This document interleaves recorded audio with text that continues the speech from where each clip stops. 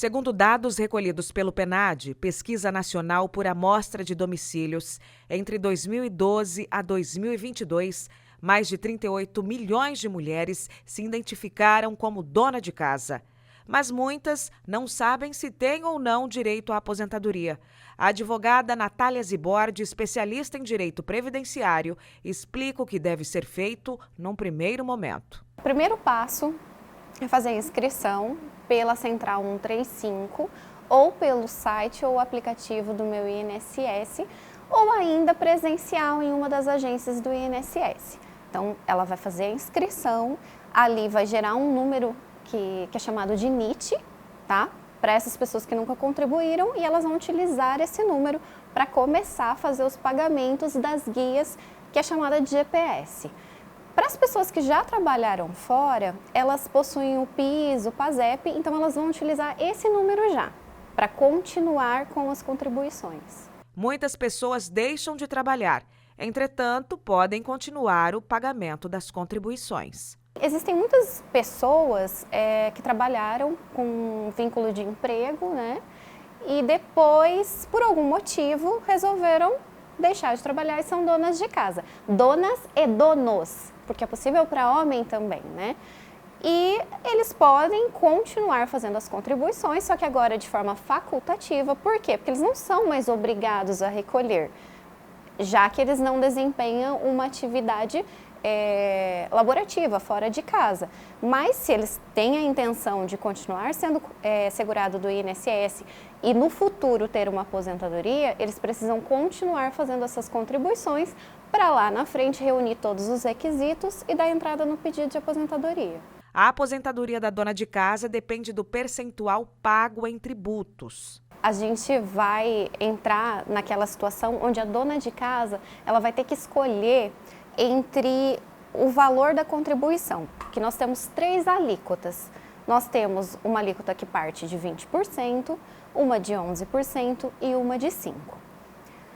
A de 5%, ela é a mais escolhida, mas não são para todas as donas de casa. Por quê?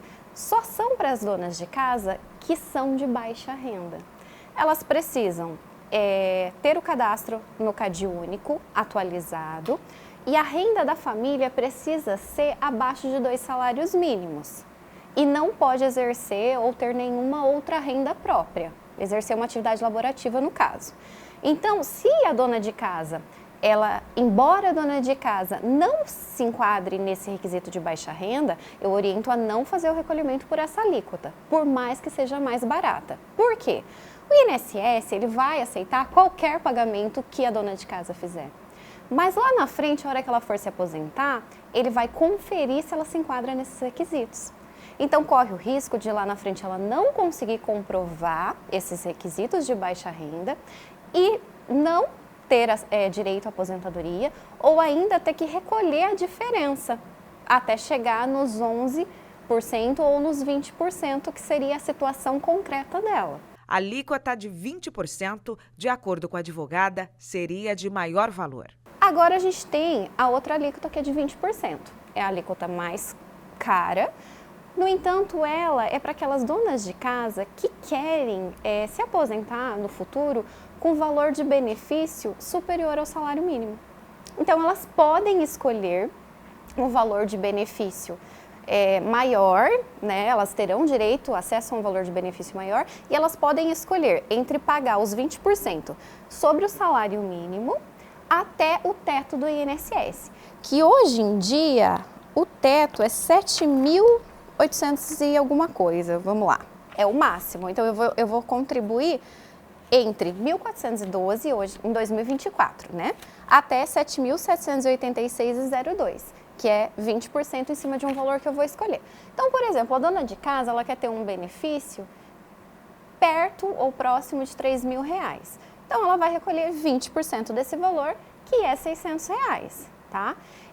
Esses pagamentos, eles podem ser feitos mensalmente em qualquer das alíquotas, tá? Escolhidas. Pode ser mensalmente ou a cada 3 meses. Também pode ser feito, você acumula e a cada 3 meses você faz o pagamento dessas contribuições. Sempre lembrando que tem que ser até o dia 15 do mês subsequente, no caso. Muitas pessoas têm dúvidas sobre pagar ou não a Previdência, lembrando que se trata de um investimento de longo prazo. Eu acredito que compensa, tá? Porque além dos benefícios de aposentadoria, né, que nós temos aí, como eu falei, a aposentadoria por idade, a aposentadoria por tempo de contribuição, nós ainda temos alguns casos que o segurado, no momento mais sensível da vida dele, ele vai ter um amparo financeiro. Por exemplo, imagina que essa dona de casa ela fique doente e não tenha mais capacidade de executar o seu trabalho. Ela vai ter direito ao auxílio-doença, né? Ou pior, se essa dona de casa ela tem uma doença que deixa ela incapacitada total e de forma permanente, ela vai ter direito à aposentadoria por invalidez, desde que cumpridos os requisitos ali que cada benefício vai exigir. Ou no caso de uma gravidez, salário maternidade, então nós temos amparos que é desde já. LOAS, benefício de prestação continuada. O LOAS são para aquelas pessoas que pensam assim, tenho 60 anos ou mais, nunca contribuí, se eu começar a contribuir agora como facultativo, vou contribuir por muito tempo, ou seja, no mínimo 15 anos, não sei se vale a pena. Para as pessoas que têm 65 anos ou mais e nunca contribuíram, ou para as pessoas que apresentam uma limitação de longo prazo, uma deficiência, essas pessoas podem se valer desse benefício, que é um benefício assistencial chamado LOAS ou BPC, que é o benefício de prestação continuada. Esse benefício, ele tem alguns critérios que precisam ser respeitados. A pessoa precisa estar inscrita no CadÚnico e não pode ter uma renda própria, nem exercer uma atividade laborativa.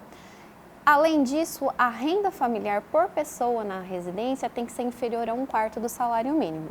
Então, assim, reunido esses critérios, preenchidos esses requisitos, ela poderá ter acesso ao LOAS, que dá direito a um salário mínimo mensal. Tem que ser miserável. É uma situação onde a pessoa precisa ter uma situação financeira bem precária, bem delicada. A carteira de trabalho, especialmente das pessoas que estão há mais tempo no mercado, precisa ser guardada com cuidado. Muitas vezes é preciso apresentar este documento ao INSS para comprovar o tempo de contribuição e garantir direitos trabalhistas e previdenciários. Uma orientação muito importante, e aí para as donas de casas, mas também para todo mundo que está trabalhando, de repente um autônomo, que é aquele responsável por fazer suas contribuições, guardar todos os comprovantes de pagamento e todos os documentos relacionados ao vínculo empregatício, porque esses documentos, no momento da aposentadoria, podem ser requisitados. Pode ser que tenha alguma coisa no cadastro do INSS, algum período de contribuição faltando, que eu preciso apresentar minha carteira de trabalho, que eu preciso levar os meus carnês de contribuição, os meus comprovantes de pagamento ao longo da vida. E chega muita gente no escritório para aposentar que precisa desses documentos para poder retificar algum dado ali no CNIS e não possuem mais. E aí elas são prejudicadas. Eu acredito que se as pessoas tiverem mais dúvidas, que elas consultem o site oficial do INSS. O CRAS também presta esse tipo de atendimento, esclarecimento, orientação, ou procure um advogado especialista em direito previdenciário, porque, como eu disse, às vezes a gente precisa analisar a situação concreta do cliente, a documentação, então por isso é importante uma orientação jurídica.